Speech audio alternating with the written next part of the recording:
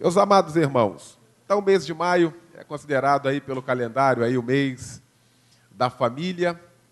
E eu estava meditando agora à tarde a questão da família, como a família de fato está. Essa questão família se deteriorou, não é? O relativismo que nós estamos vivenciando hoje, aliás, alguns ismos, né, têm acabado e têm tirado completamente a ideia real do que significa de fato família. O que é família hoje? O que é família? O que a gente imagina de família? Para muita gente, família é um ajuntamento de pessoas embaixo de um mesmo teto, não é? Onde cada um manda. Quem tem mais o poder aquisitivo mais elevado é o que manda, independente de ser pai, mãe.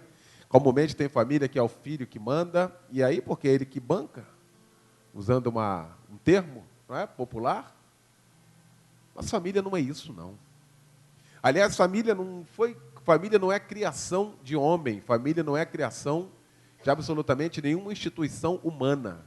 A primeira coisa que eu tenho que colocar na minha cabeça, crer e ter certeza de que família é criação de Deus.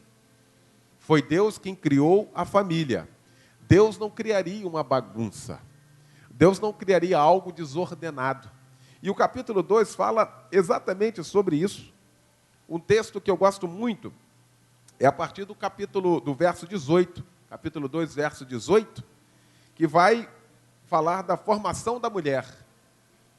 E o texto começa assim: disse mais o Senhor Deus. Foi Ele quem disse. Será que Ele sabe alguma coisa? Será que o Senhor sabe de fato o que está fazendo? Será que de fato Ele já na sua presciência, na sua onisciência, tinha noção do que estaria acontecendo no ano de 2016? Claro que sim. E ele começa dizendo assim, o texto diz assim: disse mais o Senhor Deus, não é bom que o homem esteja só. Foi ele que disse. Não foi nenhum psicólogo, não foi nenhum estudioso, viu, das questões das relações humanas. Não. Quem disse que não era bom ficar só foi Deus. Foi ele que disse. Não é bom que o homem esteja só. E aí começa o princípio aqui da questão da família.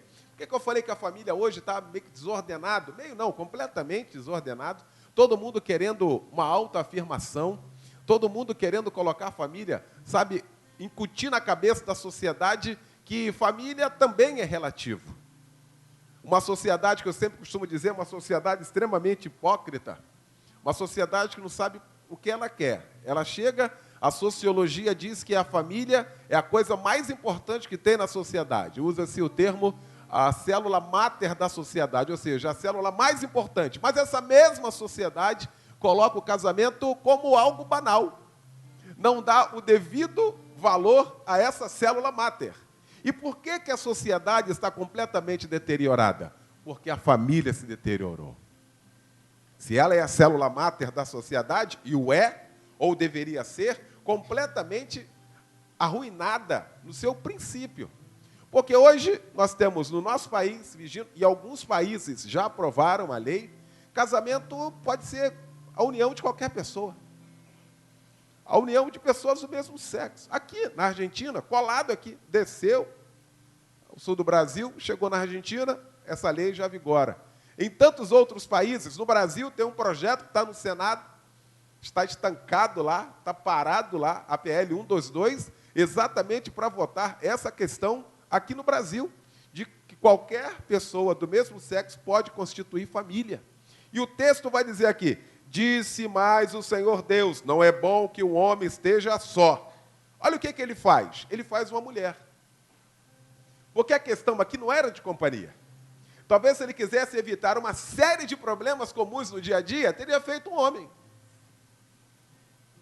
Teria feito um homem. Não é para companhia? Não é para não estar só? Não é para ter alguém? Então eu vou fazer um outro homem, para fazer a companhia a esse homem que eu criei também. Então eu vou criar um outro homem para que ele não fique só. Não. O texto vai dizer que ele diz assim: far-lhe-ei uma adjutora que lhe seja idônea. Ou seja, Deus criou a mulher. Então, o casamento, à luz da Bíblia Sagrada, o tempo vai dizer, o Congresso vai votar, essa lei vai passar, Mas, à luz da Bíblia, casamento, na ótica de Deus, é entre homem e mulher. Ponto. Pastor, mas como é que a gente vai ficar? A gente vai ficar na contramão. Entre ficar com a lei do país e ficar com a palavra de Deus, eu prefiro ficar com a palavra de Deus. E a igreja também. É questão de posicionamento. Como se não bastasse isso, aí entraram pelo lado emocional, né? Não, mas e as crianças? É melhor ter uma criança sendo criada por 2 homens ou por 2 mulheres do que ficar na creche. Aí fala, realmente. Querido, criança precisa de lar. E sabe o que significa lar? Lar é lugar de amor e respeito. Até hoje está sendo discutido pela classe dos psicólogos exatamente os danos causados exatamente a essas crianças. Porque não tem a figura do pai, nem a figura da mãe. Um projeto São Paulo já retirou lá na identidade pai e mãe. Lá tem filiação, só filiação, 2 linhas, para poder ter os nomes ali, porque esse nome estava causando problema de pai e mãe. Imagina. Em São Paulo tem uma lei que não tem mais o dia das mães, nem o dia dos pais. É o dia do cuidador. O dia do cuidador, ou seja, qualquer um se abroga na questão de família, qualquer um quer montar família, mas à luz da Bíblia Sagrada, na ótica de Deus que não muda, casamento é entre homem e mulher. Ponto. Acabou. Não tem discussão. Não tem discussão, não tem radicalismo. Essa é a palavra de Deus. Qualquer coisa, discute com ele, não comigo. Não discute com a igreja, discute com ele, reclama com ele. Foi ele que disse. Então, nessa questão da companhia, ele criou a mulher e estabeleceu e chamou isso de instituição. Casamento é uma instituição divina. No verso 24, ele vai falar de uma decisão. A decisão de 24 diz assim: por isso, deixa o homem pai e mãe e se une à sua esposa, tornando os 2 uma só carne. Ponto, está aqui.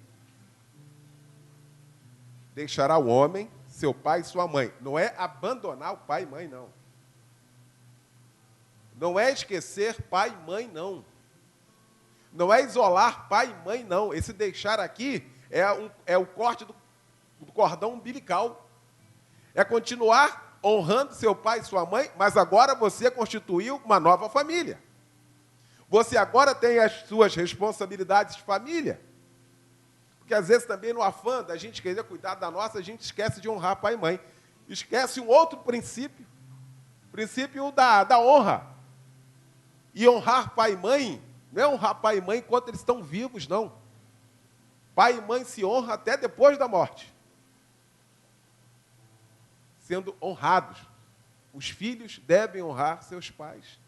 Como se não bastasse no seio da sociedade, quando eu falei aqui do relativismo, aí o CNJ baixou uma resolução legislando, tomando o lugar do legislativo nesse país, e baixou lá uma resolução de que os cartórios têm que aceitar. Lá, se o sujeito for lá colocar, homem com homem, mulher com mulher, tem que fazer.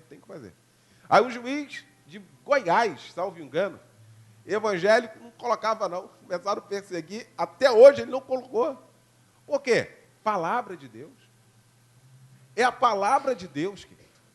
Vai chegar um tempo também, aqui nesse país, que a igreja do Senhor Jesus vai ter que se posicionar nessa questão. Quando parece que estava tudo normal, essa seria a maior aberração, aí agora, mês passado, agora em abril, está lá em todas as páginas dos jornais, a oficialização da bigamia. O cara casou com 2 mulheres e colocaram lá. Está assentado isso. O cara traçado com as 2 mulheres. Saiu tudo quanto foi jornal. Colocaram isso tudo quanto é lugar. Isso é família? Essa é a pergunta. Isso é família? Da ótica de Deus? Na ótica de Deus, unir-se a sua mulher e serão ambos uma só carne. A instituição família, criada por Deus e zelada por ele até hoje, continua sendo a união entre homem e mulher e ponto. Pastor, e aí sempre vem as perguntas, né? Pastor, mas como é que a gente vai falar para os nossos filhos que a gente vai no shopping, aí tem 2 homens lá se beijando. Aí a gente entra no restaurante, aí tem 2 mulheres lá. Querido, quem tem a prerrogativa de ensinar os seus filhos sobre família é você. Guarde isso na sua cabeça, guarde isso no seu coração. A prerrogativa de ensinar aos filhos é prerrogativa dos pais. E só pode falar de família quem é família. Só pode ensinar alguma coisa quem tem autoridade de. Não é o Congresso Nacional que vai ditar para mim e para você o que é a família, não é o STF que vai ditar para mim e para você o que é a família, porque nós já sabemos o que é família na ótica de Deus. E vai continuar sendo. Daqui a 10 anos, se Jesus não voltar e a PL 122 passar lá no Congresso, que vai passar, a Bíblia Sagrada vai continuar sendo a mesma, dizendo que casamento é entre homem e mulher. Eu não quero saber o que os homens estão pensando, o que os homens estão votando. Eu prefiro ficar com a palavra de Deus. Há uma confusão, sabe, meio que generalizada nessa questão. Então, lá em casa, a conversa tem que ser essa, à luz da Bíblia. Na sua casa também, é a luz da Bíblia. É a obediência à palavra de Deus. Não vai ter jeito, querido. Agora, que choca, choca. Isso choca qualquer um. A palavra de Deus pregada aqui no domingo pelo pastor Roberto falava exatamente sobre isso. Isso é tão asqueroso aos olhos de Deus, é tão abominável aos olhos de Deus. Sabe o que Deus fez? Deus os entregou. Deus fez assim, então vai sozinho. Sabe o que é isso? Que os homens inflamaram. Os homens optaram pela homossexualidade. Os homens quiseram isso. Eles optaram por isso. Eles bateram o pé firme nisso. E lá em Romanos, no capítulo 1, o apóstolo Paulo vai discorrer exatamente isso. E Deus os entregou às suas paixões. Ou seja, eu não vou com você, não. Isso não tem nada a ver comigo. Isso não é a família. Família é aquilo que eu zelo, aquilo que eu fiz. É por isso que o Salmo 127, o Salmo 128 fala da bênção da família. O Salmo 127 vai falar da ajuda de Deus para a família. Ele começa dizendo assim, se o Senhor não edificar a casa, em vão trabalham aqueles que edificam. Esse versículo, às vezes, ele é mal compreendido. Não é que você não vai edificar a sua casa, não, querido. Ele está dizendo assim, se você edificar a sua casa sem ter o fundamento dele, não vai valer absolutamente nada. Se você se utilizar de algo temporal, da lei, para poder organizar a sua casa, você vai falir, porque só é dele que vem exatamente as ordens. Estão todas aqui. Se o Senhor não edificar a casa, em vão trabalham aqueles que edificam. Ou seja, que eu possa edificar a minha casa nos preceitos do Senhor. Na palavra dele, tendo fundamento na palavra dele. Em 2014 houve uma correria, uma confusão, né? Não, porque vai aprovar lei, que não sei o quê. Aí a igreja vai ter que fazer o casamento, e o pastor vai ser preso, e que não sei o quê. Querido, nós temos um negócio nesse país ainda, chamado Constituição, não é? Que é a lei maior do país. Não é? E ali, todas as instituições religiosas têm seus direitos. Todas. Capítulo 5º, o artigo 5º da Constituição. Um dia eu queria falar com o doutor Rafael para a gente dar uma aula desse capítulo 5º aqui, porque tem muita coisa, a gente só sabe dos nossos deveres, nossos direitos, o brasileiro não sabe. A gente sabe que tem que pagar a conta, tem que fazer, né? Mas direitos a gente não sabe. Então é um sonho meu, um dia, parar a igreja para a gente falar sobre o artigo 5º, dar uma aula para ver o que a gente também tem de direito, que a gente tem muitos direitos. O artigo 5º vai falar exatamente das garantias, dos direitos fundamentais, e lá está dizendo que a instituição é resguardado pela Constituição os seus direito de culto e suas liturgias. A igreja não casa homem com homem, mulher com mulher. Por que vai ter que casar agora? Está resguardado pela Constituição, ou seja, vai chegar sempre alguém naquele negócio, no afã, e fica todo mundo preocupado. Querido, o Senhor continua sendo o dono da igreja.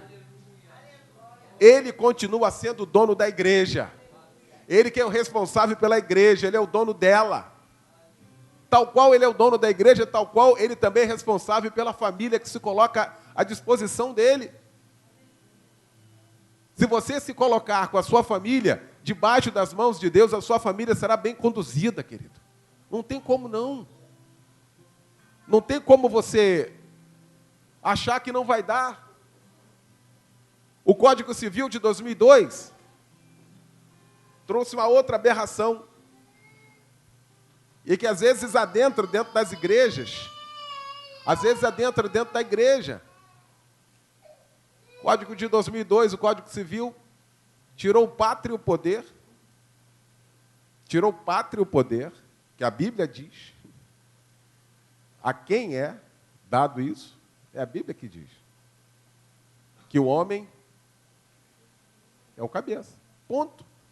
Ah, mas eu não concordo. Aí é problema seu. Não foi eu que escrevi? Está aqui.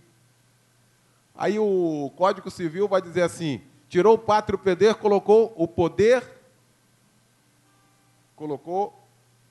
poder equiparado. Poder familiar. Por isso que está dando essa confusão. Todo mundo se abroga dono. E um grupo, se você não tiver uma liderança num grupo, ele se perde. Foi Deus quem instituiu isso. O homem o cabeça, a mulher a adjutora, os filhos obedecendo os pais e os pais não provocando a ira os filhos. Acabou. Essa aqui é a relação de Deus com a família. Essa é a relação de Deus com a família. Não tem outra, não é uma lei que vai mudar, não é uma lei de homens que não tem sequer moral para falar de família, se é que conhece família, que vai ditar o que eu tenho que fazer com a minha família. Como é que é uma família, alguém que não tem família, alguém que não é família, alguém que não entende nada de família, vota algo de família?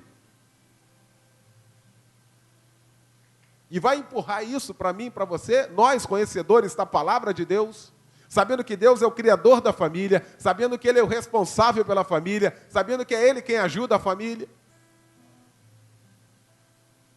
A Bíblia vai dizer, e nós lemos aqui, não é bom que o homem esteja só. Foi ele que disse isso.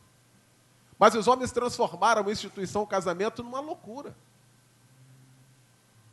O homem transformou isso numa loucura. Eu já falei aqui que uma vez, talvez a frase mais triste que eu tenha ouvido é de alguém muito próximo, um amigo próximo, e ele dizendo que ele ficava pedindo a Deus para não chegar a hora de ir para casa. Eu pedindo a Deus para chegar a hora de ir para casa e ele pedindo a Deus para não chegar a hora. Ele ficava fazendo hora na rua para não chegar em casa. E as pessoas falam assim, tá, mas por quê? Não, minha casa é um inferno. Você imagina? Você imagina uma pessoa falar isso? Não vou lá porque minha casa é um inferno. Querido, a minha casa é um pedaço do céu. A sua casa tem que ser um pedaço do céu, querido. Como é que é isso? Como é que Deus cria algo bom e o homem deteriora e as pessoas entram nisso? As pessoas entram numa roda viva. As pessoas entram num ativismo assim terrível. E com a Bíblia à sua disposição. A palavra de Deus aqui para mim e para você. Criação de filho hoje. Fizemos um debate na semana passada, falando exatamente do relativismo no seio da família, na criação dos filhos. Tudo hoje é relativo. Não tem mais nada verdadeiro hoje. Nada é verdade para o mundo. Tudo é relativo. Você fala um negócio, não, mas peraí, mas isso não é assim. Isso não tem nada a ver. Ah, isso foi naquela época. Ou seja, nada mais é verdadeiro, querido. No sistema que nós estamos vivenciando hoje, nada mais é verdadeiro, tudo é relativo. Tudo é relativo. Você fala uma coisa aqui, aquilo que era verdade, que meus pais me ensinaram, hoje já é relativo. E foram aquelas verdades que me trouxeram até hoje. Aquelas verdades ditas pelos nossos pais, nos trouxe até hoje aqui, como homens e mulheres de bem e, sobretudo, servos de Deus. Aquela verdade não mudou, continua a mesma. Mas vai falar isso hoje. Nós estamos vivenciando de uma geração que questiona tudo. Você fala um negócio, mas por quê? Aí, tá, mas por quê? Aí você tem que ser muito habilidoso para falar. E olha que são crianças. Uma geração de crianças que você tem que explicar tudo direitinho. Na nossa época, se você não vai a tal lugar. Sim, senhor. Porque a gente entendia naquela época que os nossos pais estavam cuidando de nós. Hoje, infelizmente, em muitos lugares, em muitas casas, não há mais limites. Pastor Níger, no sábado, eu estava falando que ele estava num restaurante, semana passada, do lado um grupo, uma família, e aí quando deu 11h30, ele estava voltando da igreja, estava jantando com a família, 11h30, o menino falou assim, pastor, não tinha mais de 15 anos aquele garoto. E ele levantou e falou, estou indo. E a mãe dele falou assim, você vai para onde? Ele falou assim, desde quando eu dou satisfação da minha vida a você? O pastor Níger então olhou para ela assim, ela pegou, baixou a cabeça, e agora? E agora? Mas essa é a geração. Essa é a geração. Uma geração que você não pode milindrar, você não pode falar não, querido. O não é tão importante quanto o sim. O sim que eu falo para as minhas filhas, ele é importante. O não também é importante. O problema é que as pessoas, não, eu vou criar problemas com meus filhos. Vai mesmo. Quando chegar na idade da adolescência, aí você vai estar com um problema maior. Porque não foi observado isso lá. A gente, às vezes, passa por um período diz assim, não, eu não quero criar meus filhos como eu fui criado, não. Ressalvando as devidas proporções, guardando as devidas proporções, está certo, querido. A nossa época foi uma outra época. A nossa geração foi uma outra geração. Mas tem muita coisa de conceitos e conselhos e princípios que nós temos que reproduzir hoje. Eu duvido, naquela época, que a galera aqui que tem a minha idade aqui, 20 anos,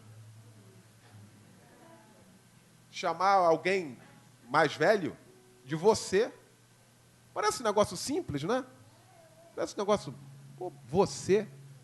Você imagina. Você é meio igual. Né? Era senhor. Pois é, há pastor, mas aí também é questão de linguagem, querido, não é questão de linguagem não, querido. É questão de princípio. A educação mudou muito. Aí eu não quero criar minha filha, não, é senhor, senhora. Aí pelo outro lado também você vê alguém com cabelos brancos, você diz, ô senhor, não, o senhor está no céu. Né? O outro lado também é uma honra para ele, é a questão do respeito, é a educação que está sendo dada ou exercitada. Não, o senhor está no céu. É por isso que está aí, ó. Ninguém respeita ninguém mais. A autoridade nesse país, qual autoridade que é respeitada aqui? Qual autoridade? Quem respeita quem? Ninguém respeita ninguém mais. Não há mais o princípio da autoridade. Isso quebrou onde? Lá em casa. É lá. Quebrou lá. Aí você acha que o garotão aí vai respeitar a polícia? É por isso que a polícia não está batendo a cara de gente aí. Não é polícia. Acabou. Ou não é verdade? A televisão mostra isso toda tarde, se você quer saber. Não há mais princípio. Vai obedecer pastor? Vai obedecer pastor, querido? O cara não obedece o pai dele. O pai. O cara não obedece a mãe, vai obedecer pastor. Aonde? Como? Primeiro que vai dizer assim, pô, nem meu pai faz isso. Nem meu pai vou obedecer. Acabou o princípio da autoridade. E quando quebra o princípio da autoridade, querido, acabou tudo. Não tem mais nada. Princípio da autoridade. Nossa geração também é uma geração que não abençoa mais os filhos. Não responda para mim, responda para você. Você tem se utilizado de mecanismos para abençoar os seus filhos? A gente parou. A gente parou de abençoar os nossos filhos. Parecia um negócio tão simples. Eu falei aqui no sábado, no Saudade Não Tem Idade, uma coisa tão simples que a gente fazia era tomar bênção. Caramba, eu não consigo ligar para o meu pai, para minha mãe, ou um tio meu. Se eu conseguir falar, a primeira coisa que eu falo, eu tomo a bênção. É questão de inteligência, querido. Sabe por quê? Porque a resposta é Deus te abençoe. Deus te abençoe. Aí a gente não fala nada disso e também não ora pelos filhos, não impõe a mão na cabeça dos filhos. E o couro está comendo aí. Qual é a autoridade? Eu sempre falei exatamente isso aqui. Lá na minha casa, o homem de Deus não pode ser o pastor Roberto. Na minha casa, o homem de Deus não pode ser o pastor Silas Malafaia ou qualquer um televisivo desse aí. Na minha casa, o homem de Deus tem que ser eu. As minhas filhas têm que olhar e dizer assim, meu pai é um homem de Deus. A minha mãe é uma mulher de Deus. Os exemplos estão saindo. Não, minha mãe não. Minha mãe não. Meu pai, para. Olha que negócio complicado. Qual autoridade nós temos? Aí os problemas vão se sucedendo. A coisa mais corriqueira que tem hoje é filho agredindo o pai. E bíblico. Mas o que mais tem é filho matando mãe. Você imagina um negócio desse? É o que mais tem aí, queridos. Ficou comum, mais comum do que a gente imagina. Isso é mais comum do que a gente possa imaginar, que não entra na nossa cabeça, mas é uma realidade. Fiz um debate lá na rádio um dia desse, com o coração cortado, quebrado. Chegou muitos e-mails lá, né? E num sábado eu preparando, aí que eu vou ver exatamente todas as participações lá dos... E tinham 3 participações assim. O teor era esse aqui, não vou usar as palavras que eu não vou me lembrar. Tipo assim, eu tenho ódio do meu pai. Ódio. Aí o outro dizendo assim, quando meu pai morreu, foi a coisa mais linda, foi a coisa mais importante que aconteceu na minha vida. Eu comecei a travar aquele negócio, falei, que isso, gente? E quando é relação entre pais e filhos, essa relação é o ódio. Que negócio complicado. Por mim, se ele morrer, é um favor que Deus vai fazer. Eu falei, que isso? Aí uma pessoa dessa ama quem? Fala para mim. Foi tão maltratada, tão pisada, tão detonada, o coração está tão ferido, o coração está tão arrebentado, que ama quem? Que não consegue honrar quem os trouxe ao mundo por causa de Deus. Ela vai amar a mim sem um tratamento? São feridas na alma. Pessoas que estão feridas, corações arrebentados no seio das famílias. E a gente vai deixando isso passar. Não, deixa isso para lá. A gente bota no automático, mas toda vez que a gente lembra, a gente não aguenta. A gente bota no automático de novo. Querido, esse mês, e a partir desta noite, é o dia do Senhor curar o teu coração. É o dia do Senhor arrancar, sabe? Encravar exatamente esse espinho que está fazendo seu coração ficar dolorido. Outro debate que nós fizemos, você traz notícias, lembranças ruins da sua infância? Imagina quantas, né? E a outra pergunta que era o tema do debate, e isso ainda dói em você? 92% dizendo que sim. Imagina. Notícias ruins da infância, todos nós vamos ter uma, duas, né? Mas isso causa mais sofrimento e dor. Foi um negócio que ficou ano passado, e já passou, o passado passou. Mas tem gente que traz isso vivo, como se fosse ontem. Neste mês e a partir desta noite, eu repito, Jesus quer fazer um grande milagre no nosso coração. Não adianta só mostrar que tem uma família, é preciso viver em família. É preciso ser feliz no seio da família. Sempre digo, família perfeita não existe. Não esquece. Não tem como ter família perfeita, porque 2 pessoas imperfeitas, como é que vai montar uma questão de família perfeita? São 2 imperfeitos. Mas família feliz Isso é garantido pelo Deus que criou a família.